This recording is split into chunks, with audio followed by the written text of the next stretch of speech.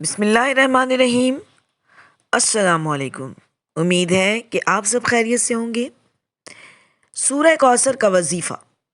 سورہ کوثر قرآن کریم کی سب سے چھوٹی سورت ہے، لیکن اس کے بے انتہا فضائل ہیں۔ جس بھی جائز مقصد کے لیے اسے پڑھا جائے وہ مقصد جلد پورا ہو جاتا ہے۔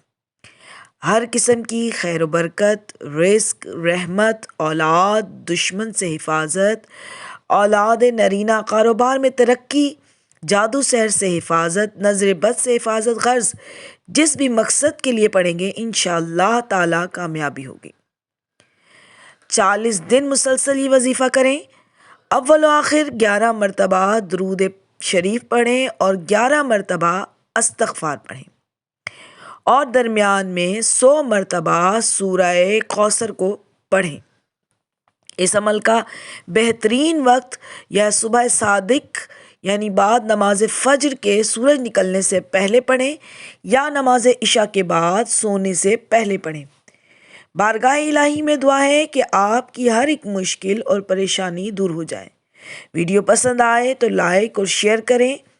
میرے یوٹیوب چینل کو سبسکرائب کریں اور بیل آئیکن کا بٹن دبائیں تاکہ آنے والی ویڈیوز آپ کو ملتی رہیں۔ اپنی دعاؤں میں یاد رکھیے گا۔ اللہ حافظ۔